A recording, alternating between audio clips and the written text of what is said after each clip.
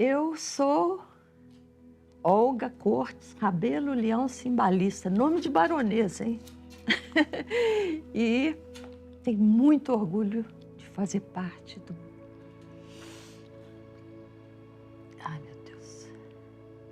do Clube de Engenharia, que foi a entidade que abriu meus olhos para a influência do fator político no mundo técnico. Porque um bom projeto, sou engenheira nuclear, sou engenheira térmica e sei que um bom projeto não tem pernas próprias para andar. Ele depende de outros ingredientes, principalmente o ingrediente político, que o Clube de Engenharia faz com muita proficiência. E eu tenho muito orgulho de ser associada e de estar prestando esse meu testemunho a vocês. Muito obrigada.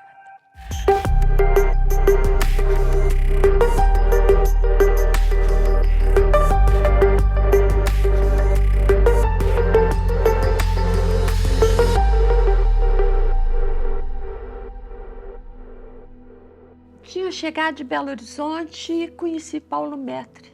E ele então me convidou para ir entrar para o Clube de Engenharia. Eu falei, o que tem lá? Ele então explicou, eu falei assim, nem mesa de sinuca tem? Não vou para esse clube de jeito nenhum.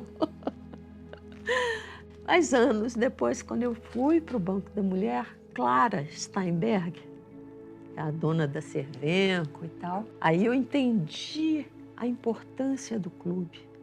Eu não tinha noção disso. Achava que era um lugar que os engenheiros iam para jogar xadrez e ping-pong e tal, mas não tinha mesa de sinuca, eu gostava de jogar sinuca. Eu falei, não vou para esse clube, não. Aí fui, adorei, principalmente aquelas palestras. Aí teve uma eleição, eu fui candidata pela chapa do Raimundo. Fui eleita, fui reeleita. Depois, quando eu fui ser diretora de Furnas, eu tive que largar, porque era incompatível a diretoria. Quando eu saí de Furnas, eu voltei. E estou lá. Mas é um local de pensamento de primeira grandeza no país. Foi no clube que eu comecei a ver como ações políticas são importantes.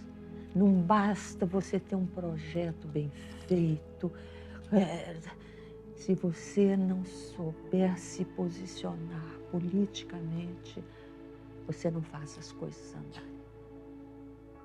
Então o clube abriu meus olhos. É uma honra falar para o Clube de Engenharia. O Clube de Engenharia é uma referência nacional para a engenharia e para questões nacionais. É um orgulho muito grande, estou até arrepiada. Eu devia ter uns 6, 7 anos quando eu resolvi ser engenheira. É uma história até bonitinha porque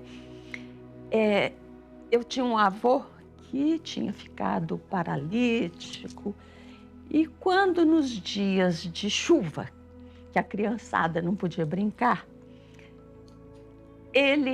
eu tinha uma única irmã, Vera, ele então nos levava para o quarto dele, para a cama, abria um armário e tirava as preciosidades dele para deixar a gente brincar, para passar o tempo mais rápido. Eram apitos de caça, de codorna, de perdiz, moedas antigas, tinha um punhal de matar, leitão, está até ali na minha mesa. E 2 coisas muito especiais. Uma era uma caneta de laca e ouro com o símbolo da medicina no prendedor. E o outro era um estojo Kern. Era um estojo que vinha tira-linhas, compassos, uma série de instrumentos. Era de veludo azul e aquelas coisas prateadas lá dentro. Ele então falava, essa caneta de ouro vai ser para minha neta que estudar medicina. E esse estojo vai ser para minha neta que estudar engenharia. A minha irmã, 6 anos mais velha do que eu, bem mais esperta do que eu, falou, eu vou ser médica. Eu falei, eu vou ser engenheira. E aquilo ficou. Eu fiz primário, eu estava fazendo ginásio, sempre falando, vou ser engenheira, para poder ganhar aquele estojo. Meu avô que já estava falecido. Lê do engano. Minha irmã mais velha, muito bonita, conquistou o professor de matemática, que era engenheiro, professor da escola de engenharia. Ficaram noivos, iam se casar, e a minha avó quis presenteá-lo. E pegou o estojo Kern e deu de presente a ele. Minha irmã não estudou medicina, ficou com a caneta e com o estojo Kern.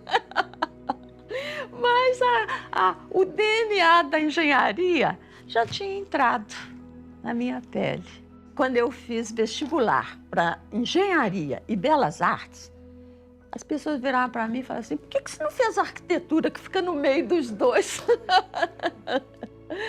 Pois é, então eu tinha facilidade para exatas, eu nunca tive dificuldade, inclusive dava aula particular de matemática, dei aula de física. E quando chegou, eu estudava num colégio que era a excelência em matéria de ensino. Era o paraíso na terra. Era um colégio que não tinha muro, não tinha caderneta, não tinha frequência. Você podia fumar na sala de aula, você podia namorar na sala de aula de mão dada. Eu tinha colegas que namoravam, punha carteira uma do lado da outra. O ensino era, de um modo geral, professores universitários. Mas não podia levar pau. Se levasse pau, era jubilado. E ninguém queria sair daquele paraíso, né? Então, todo mundo que estudava no Colégio Estadual de Minas Gerais, de um modo geral, passava no vestibular direto. Meu marido passou em Direito direto e eu passei em Engenharia. Não tinha que fazer cursinho, não tinha que fazer nada. Só que, quando eu fiz vestibular de engenharia, eu sempre gostei muito de artes. Pela minha casa, vocês veem que eu gosto muito de artes. Eu resolvi fazer vestibular para Belas Artes na Escola Guinhar, em Belo Horizonte. Fiz, passei e comecei a fazer os dois cursos juntos. Mas as aulas eram todas de manhã. Belas Artes, no Parque Municipal, num esqueleto de um prédio que hoje se chama Palácio das Artes. E a engenharia num lugar horroroso, que era na Rua dos Guaicurus, com Espírito Santo, centro do Meretrício, em Belo Horizonte, local em que a moça de família não frequentava. Aliás, a minha família, quando eu falava que ia estudar engenharia, viravam para mim e falavam assim, não faça isso. Você não vai conseguir casar. Homem não gosta de mulher que estude engenharia. Ledo engano, eu me casei com um advogado para a ira dos meus colegas engenheiros, que era uma humilhação, né? Eu deixar.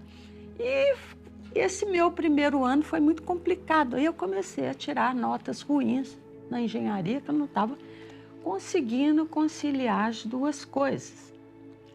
Aí eu tive que fazer a escolha de Sofia. Eu falei, olha, é melhor ser uma engenheira medíocre do que um artista medíocre. Artista medíocre não sobrevive. Aí eu optei pela engenharia e fui.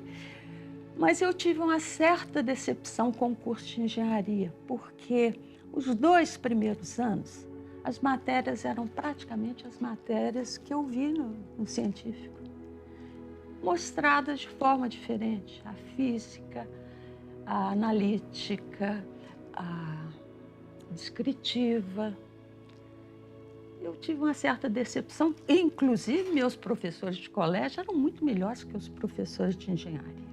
Eu só comecei a gostar de engenharia no 3º ano, quando eu fui para a elétrica.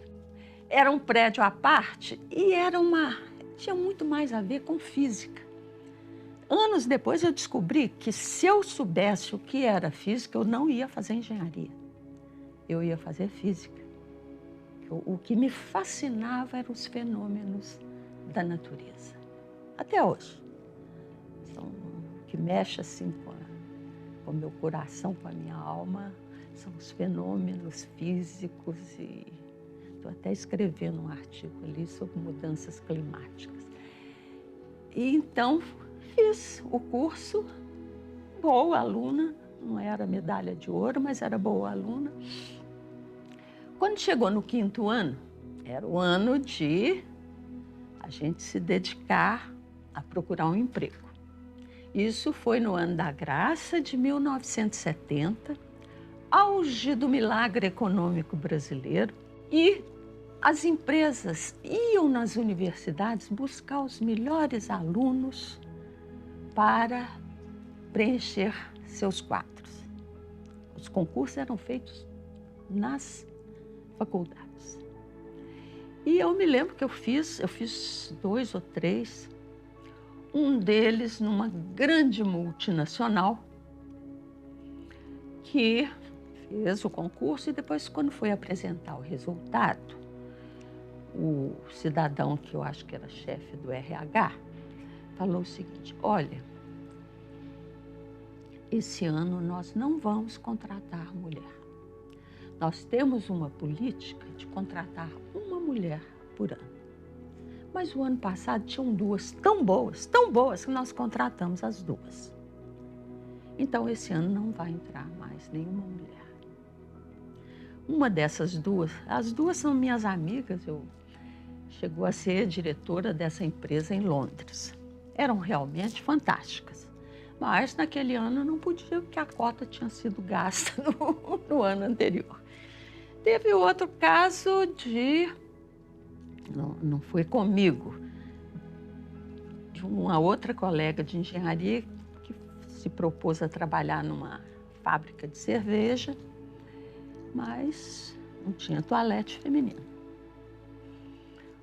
Outra foi foi fazer um concurso numa empresa de energia e passou em tudo.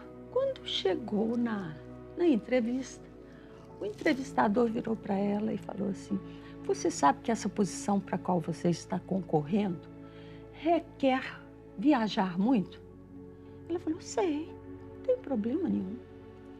Ele falou: mas você sabe que essas viagens normalmente são feitas junto com um colega, homem. Eu falei assim: também não tem problema. Ele falou assim: mas acontece que normalmente esses nossos engenheiros já são casados. E as mulheres não vão gostar dele viajar com uma engenheira. Fim da entrevista. Esse foi o mundo em que eu me formei.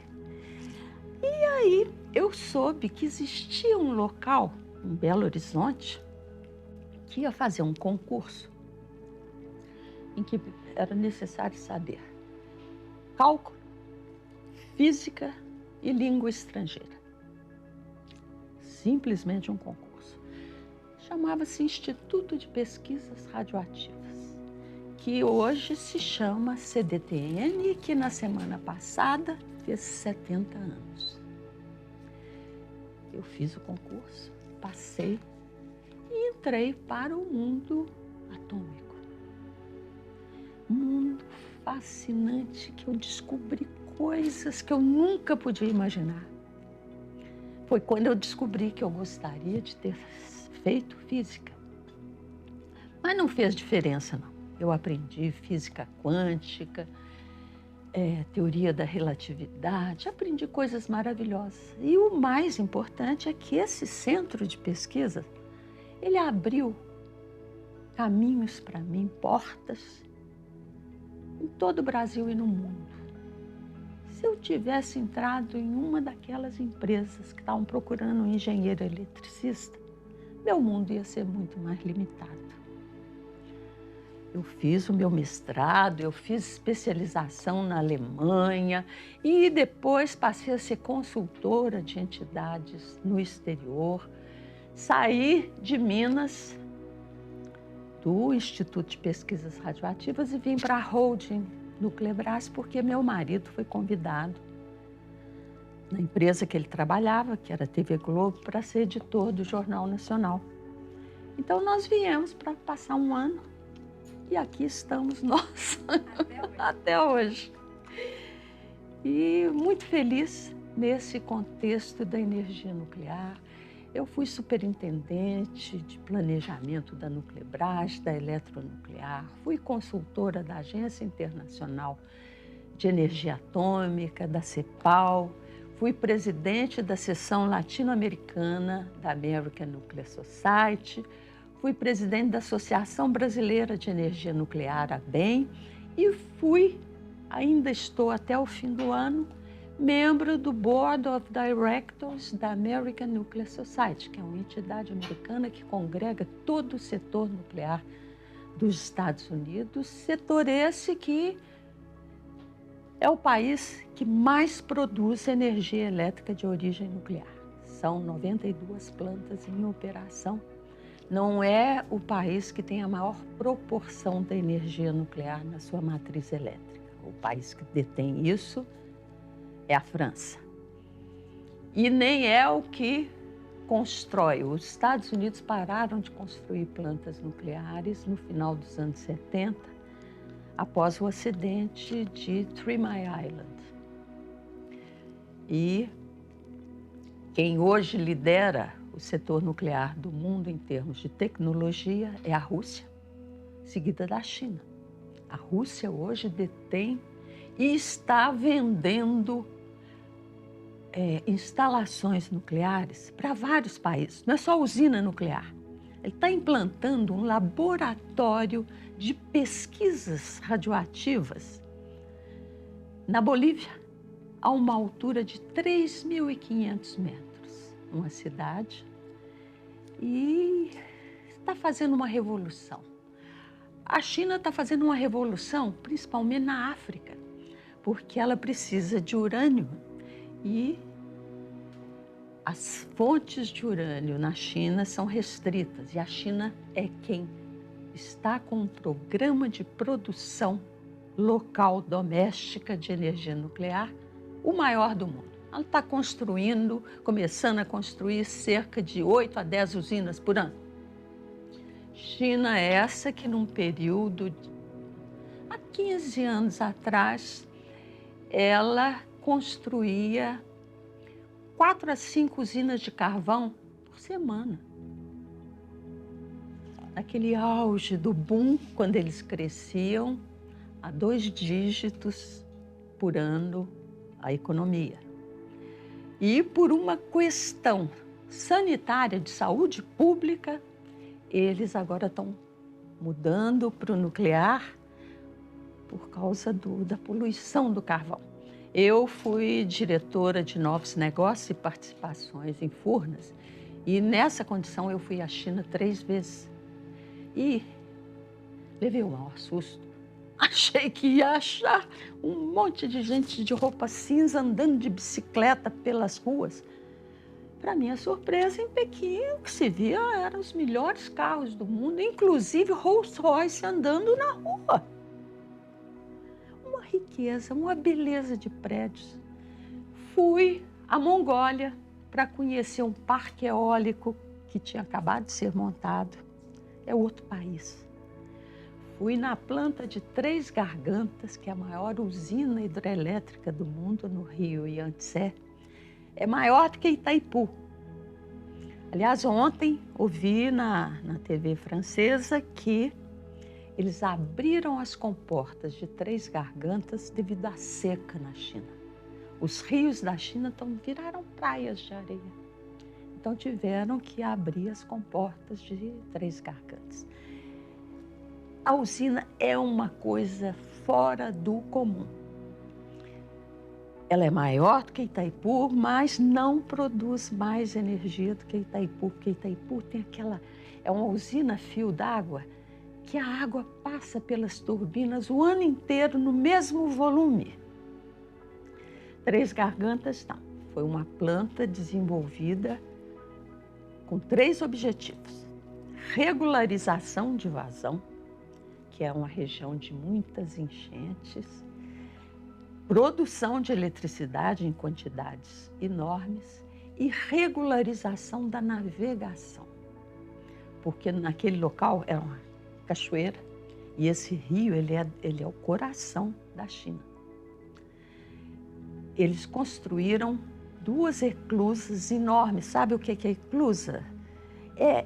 É um caminho paralelo ao rio. Quando você faz uma barragem, você faz um caminho paralelo para os navios passarem.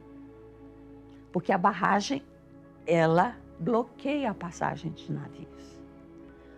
Um dos pecados mortais do Brasil foi ter construído uma riqueza de hidrelétricas invejável no mundo inteiro sem construir eclusas.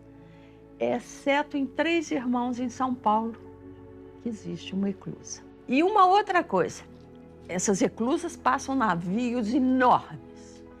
E eu vi funcionando um elevador que levanta um navio de 100 metros em questão de 1 hora e pouco, que não precisa passar pela eclusa. Ele vai, o elevador levanta e põe do outro lado.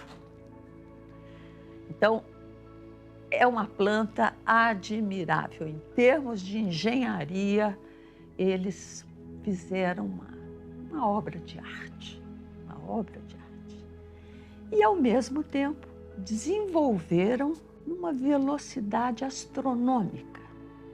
São grandes produtores de pás e de turbinas eólicas. Um dos motivos das visitas que eu fiz à China foi exatamente essa indústria eólica que nós estávamos implantando em Furnas e íamos comprar deles. Chegamos a assinar um acordo bipartite de trabalharmos juntos, sermos sócios deles em usinas eólicas marinhas, feitas em plataformas no mar, e aqui fazer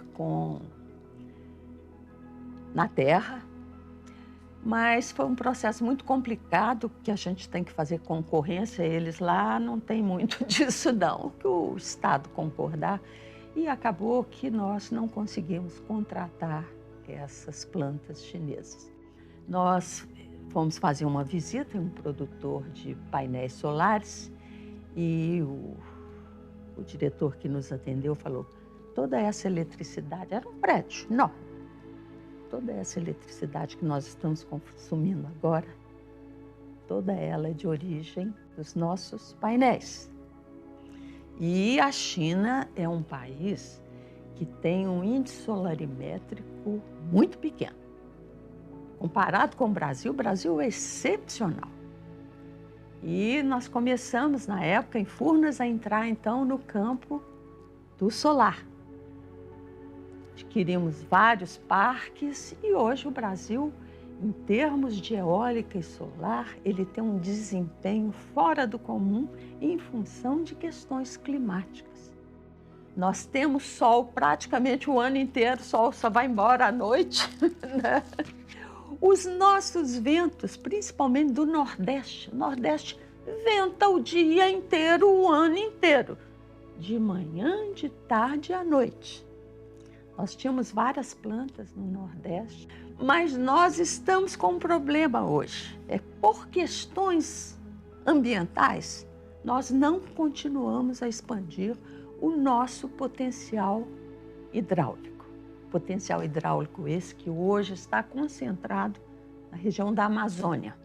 Nós já fizemos várias plantas em alguns afluentes do Rio Amazonas, plantas chamadas de fio d'água, que não tem aquele grande reservatório com quedas, mas paramos, porque o próximo seria a margem esquerda do Rio Amazonas. Um projeto maravilhoso feito por um ex-presidente da Eletrobras, José Antônio, de aproveitamento. Era um projeto, são basicamente 5 plantas diferentes, com impacto mínimo na região, porque seria feita a construção, depois as estradas seriam destruídas e o acesso seria por água e por ar. A energia nuclear, ela tem futuro aqui, mas ainda não chegou ao ponto da demanda máxima, porque o nosso país, ele é de uma riqueza energética fora do comum. Nós temos praticamente tudo aqui. Não tínhamos petróleo, agora exportamos petróleo. Temos carvão, temos eólica, de uma eficiência que em lugar nenhum do mundo é igual. Temos solar também, cuja eficiência no Saara deve ser maior do que aqui. Mas a nossa eficiência, principalmente na Bahia. As solares da Bahia são fantásticas. E o nuclear, ele é uma tecnologia arrastadora de conhecimentos. Nós vamos precisar de nuclear. No momento, o potencial hidráulico brasileiro, se essa parte da Amazônia não for liberada, nós vamos precisar de nuclear para geração na base do sistema, deixando a hidráulica, grande parte da hidráulica, para compensar a intermitência de solar e eólica. O nosso gás também ele vai ter um papel importante. A gente tem muito gás, mas a gente queima no flare. O gás que vem para a terra é muito pouco. A gente importa da Bolívia, a gente importa um pouquinho da Argentina para fazer compensações, mas a gente tem praticamente todos os combustíveis. Mas essa questão agora de Ucrânia, desse tipo de guerra, vai fazer com que os países se fechem, procurando a autossuficiência. Usem tecnologias sofisticadas para enriquecer outros setores.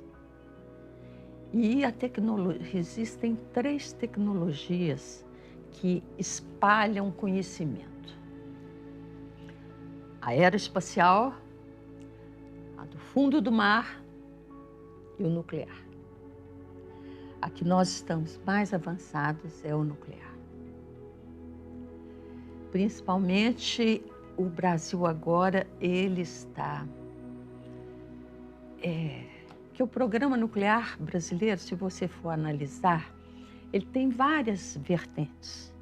Você tem a produção de eletricidade, você tem o programa do submarino nuclear, que é da maior importância para a defesa de costa, porque ele é invisível, os outros submarinos fazem barulho. Defender o nosso pré-sal. Você tem a parte de combustível, radiofármacos, pesquisa e desenvolvimento, que nós estamos numa vanguarda muito grande. Então, o Brasil, ele tem esses... e as nossas reservas de urânio. Que o Brasil, desde os anos 80, 83, 84, parou de fazer pesquisa mineral. E mesmo assim nós temos a 6ª, 7ª maior reserva de urânio do mundo. E sabemos que as grandes reservas de urânio estão na Amazônia. Não só isso, como uma série de minerais preciosos. Então, o nuclear, ele é muito importante porque ele arrasta tecnologia de ponta. E vai haver um fechamento na difusão de conhecimentos estratégicos. Isso é líquido e certo. Isso vai acontecer depois dessa folia ucraniana. Agora, a Amazônia é o celeiro de riqueza mineral. Tem de tudo ali. Então, você fazer daquilo uma reserva intocável é muito cômodo, porque num certo momento a Amazônia vai ser desapropriada, vai pertencer ao mundo, oxigênio do mundo. Uma balela, né? Olha, Angra 1 é uma usina padrão americana. Tá? Nos Estados Unidos houve um único acidente, que foi o acidente de Three Mile Island, em 79, que o maior rombo foi nos acionistas. Houve um vazamento de material radioativo por erro operacional. Os operadores fecharam coisas que não podiam fechar e abriram coisas que não deviam abrir. Houve um acidente, houve contaminação do reator. Saiu material radioativo que não contaminou a cidade no entorno. Houve uma morte de acidente fugindo de carro da usina. A usina foi fechada, lacrada, e o grande prejuízo foi do acionista proprietário dessa usina. Eram duas usinas, Three Mile Island 1 e 2. A 2 é que sofreu o acidente, a outra continua em operação, se não me engano. Por exemplo, esse do Japão, foram dois fenômenos paralelos que raramente acontecem, que é um terremoto seguido de um tsunami. E a usina, o conjunto daquelas usinas, foram 4 usinas. Elas eram de uma geração muito antiga, das primeiras a serem construídas. E os diesel, que são os motores que fazem a refrigeração de emergência no caso de acidente, eles não ficavam no corpo da usina. Eles ficavam do lado de fora, inclusive num nível abaixo da planta. Eles foram afogados. Então, não teve refrigeração de emergência, não teve luz. Os operadores conseguiram, de uma certa forma, controlar, sem emissão grande de material radioativo, mas isso daí fez com que, por exemplo, a Alemanha, que transferiu a tecnologia de Angra 2 e 3 para nós, fizesse um acordo com a chanceler Merkel, que estava com a popularidade muito baixa, iria perder o mandato de primeira-ministra, fez um acordo com os verdes para fechar todas as usinas alemãs. Usinas essas que são as melhores do mundo até hoje. Ainda tem umas 3, agora eles não querem mais fechar. Elas seriam fechadas até 23. Já viram que não podem fechar. A Alemanha, na Europa, é o país que mais depende de energia externa. Eles importam da Rússia 60% do gás consumido. Gás esse que é usado na indústria de base alemã e no aquecimento residencial. Eles estão com a corda no pescoço, não vão fechar as outras usinas e não sabem o que vão fazer quando o general inverno chegar lá. É interessante como é que a história se repete de forma diferente. O general inverno vai derrubar a Alemanha por meio do gás russo. É muito bonito, não é? Eu acho. Primeira vez que eu ouvi falar em clube de engenharia foi logo quando meu marido veio para o Rio e eu vim para a Nuclebras, tendo a sensação que estava jogando minha carreira fora, porque eu era uma engenheira de laboratório físico. Fui para a Alemanha fazer estágio nisso e quando ele foi convidado era um cargo irrecusável, que era editor-chefe do Jornal Nacional. E ele perguntou se eu topava. Eu falei, topo. Eu me sentia na obrigação de vir, achando que estava jogando minha profissão fora. Lê do engano. Aí eu passei a conhecer o resto do mundo. E me saí muito bem na Nuclebras. Depois fui para Furnas, quando a Nuclebras foi extinta, para o setor nuclear. Depois teve um presidente que assumiu e me chamou para ser assistente dele, o Eliseu Rezende, a pessoa mais inteligente que eu já conheci. Em 5 meses ele entendia de Furnas mais do que qualquer outro lá dentro. E um doce de criatura. Tudo que ele falava era sorrindo, principalmente dando bronca em alguém. E ele me chamou para trabalhar com ele. Eu fui trabalhar na presidência, fazendo planejamento. Fiquei lá uns 3 anos e aí ele foi ser presidente da Eletrobras. O Itamar assumiu e ele, Itamar, era unha e carne. Ele foi para a Eletrobras e me chamou para ser assistente dele lá. E aí isso abriu meu horizonte, que até então eu estava no setor nuclear. E lá na Eletrobras eu passei a conhecer o setor elétrico. E o setor elétrico ele tem muitas ramificações.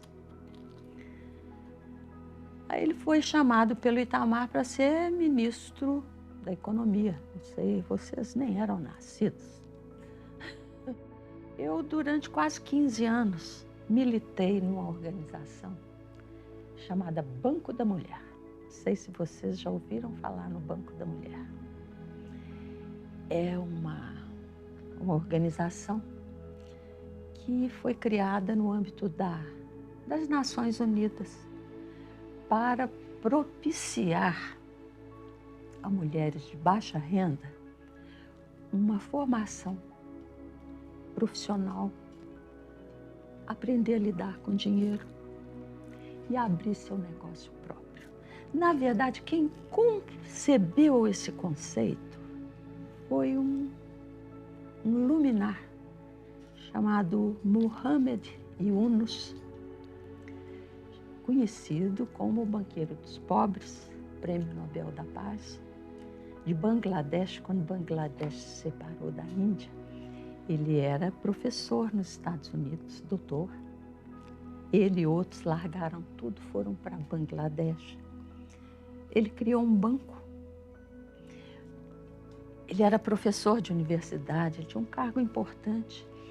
E um dia ele encontrou com uma mulher que estava vendendo umas coisinhas. E ele então quis conversar com ela, como era a vida dela. Ela falou, minha vida começa de manhã cedo. Eu saio de casa, passo na casa de um agiota, pego uma moeda.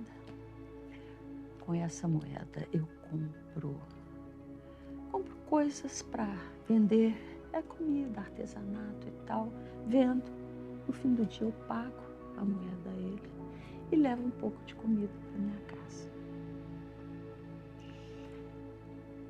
Ele então resolveu ser o chamado banqueiro dos pobres.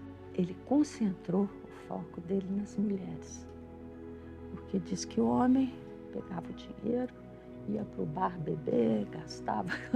Mulher não, ela punha o dinheiro dentro de casa. E lá em Bangladesh a mulher usa o taor, né? E não podia conversar com estranho. Então ele reunia grupos de mulheres, colocava um lençol e passava a ensinar os conhecimentos, um pouquinho de finanças, um pouquinho de economia doméstica.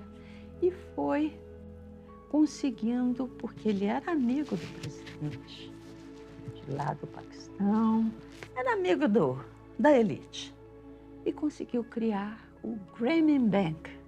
O Yunus era chamado um banqueiro dos pobres. Ele criou uma cadeia O banco chegou a ter um porte fantástico e ele começou a exportar essa tecnologia para o mundo afora. E aqui no Brasil foi criado o Banco da Mulher. Nasceu na Associação Comercial, no Conselho das Mulheres Empresárias, mas quem deu vida ao Banco da Mulher foi uma empresária extraordinária, chamada Clara Steinberg, que é a dona da Cervenco. Ela e o marido, mais ela do que o marido, mas na época que eles criaram a Cervenco, que era uma empresa pequenininha de construção de apartamentos de 3 andares, ela não pôde ser presidente porque ela era mulher.